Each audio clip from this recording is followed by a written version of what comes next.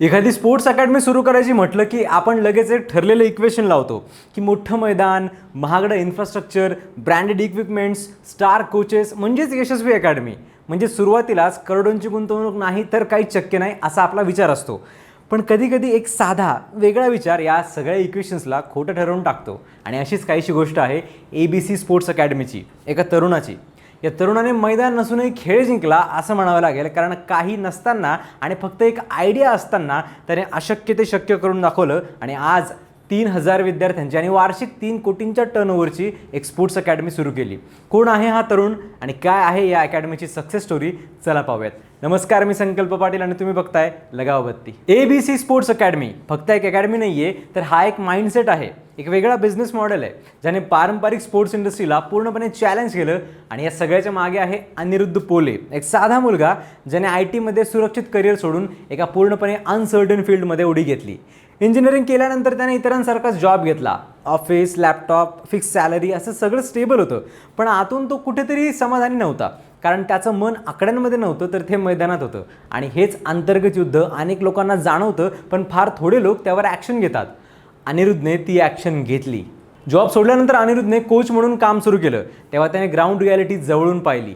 शाळांकडे मैदानं आहेत, पण शाळा सुटल्यानंतर ती रिकामी पडलेली असतात. सोसायटींमध्ये swimming pools, basketball court, gym असं सगळं आहे, पण तिथे प्रॉपर कोचिंग नाही आहे. दुसऱ्या बाजूला पालक आहेत जे आपल्या मुलांना स्पोर्ट्स ट्रेनिंग द्यायला तयार आहेत, पण त्यांना चांगली अकॅडमी सापडत नाही किंवा ती खूप दूर असते.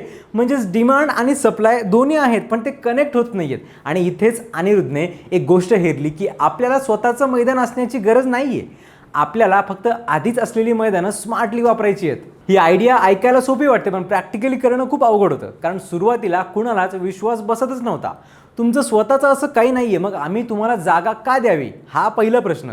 दुसरा, हे चालणार कसं. आणि तिसरा, लोक येणार तरी का. म्हणजे सुरुवातीलाच रिजेक्शन हा रोजचाच भाग होता. पण अनिरुद्धने प्रयत्न सोडले नाहीत. तो प्रत्येक सोसायटी, प्रत्येक शाळेत गेला. त्यांना सगळं समजावून सांगितलं की तुमची जागा रिकामी पडण्यापेक्षा तुम्हाला त्यातून रेव्हेन्यू मिळेल, तुमच्या सोसायटीमधल्या मुलांना ट्रेनिंग मिळेल आणि इन्फ्रास्ट्रक्चरचा योग्य असा वापर होईल.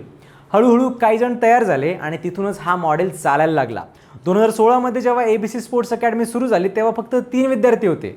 सुरुवातीचे काही महिने खूप खडतर होते. रेव्हेन्यू नव्हता, खर्च होत होता, डाऊट्स वाढत होते, घरच्यांचं प्रेशर, सोसायटीचं प्रेशर, परत जॉब जॉईन कर असं सगळेजण सांगत होते.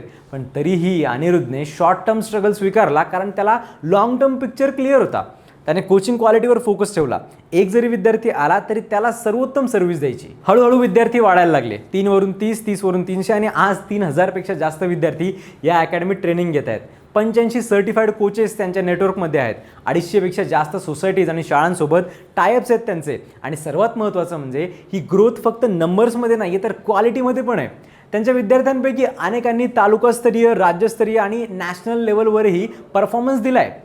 ABC स्पोर्ट्सची एक खूप मोठी मजबूत बाब म्हणजे टेक्नॉलॉजीचा योग्य वापर. त्यांच्या स्पर्धा अगदी प्रोफेशनल पद्धतीने रेकॉर्ड केल्या जातात, लाईव्ह टेलिकास्ट केले जातात आणि प्लेयर्सना स्वतःचा खेळ पुन्हा पाहून त्यातल्या चुका ओळखता येतात.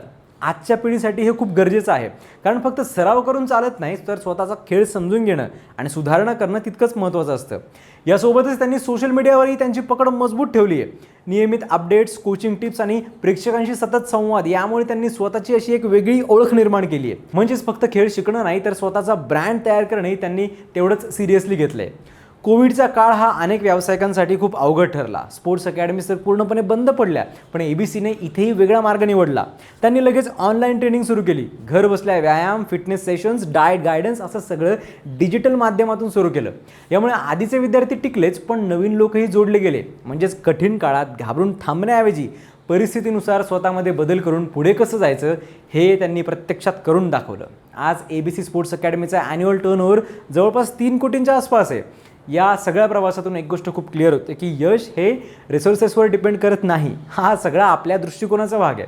तुमच्याकडे काय नाही यापेक्षा तुमच्याकडे काय आहे आणि तुम्ही त्याचा कसा उपयोग करता हे जास्त महत्त्वाचं आहे. अनिरुद्धकडे स्वतःचं मैदान नव्हतं, पण त्याच्याकडे त्याचं एक विजन होतं. म्हणूनच त्याने एक असा मॉडेल तयार केला जो आज हजारो विद्यार्थ्यांचं फ्युचर घडवतोय.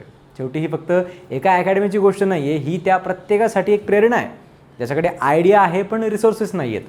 जर तुम्ही तुमच्या आयडियावर विश्वास ठेवला, त्यासाठी मेहनत घेतली, तर अगदी शून्यातून सुरुवात करून सुद्धा तुम्ही काहीतरी मोठं उभं करू शकता. मैदान नसतानाही तुम्ही खेळ जिंकू शकता. तुम्हाला ही सक्सेस स्टोरी कशी वाटली ते कमेंट्समध्ये नक्की सांगा आणि फॉलो करायला गावबत्ती.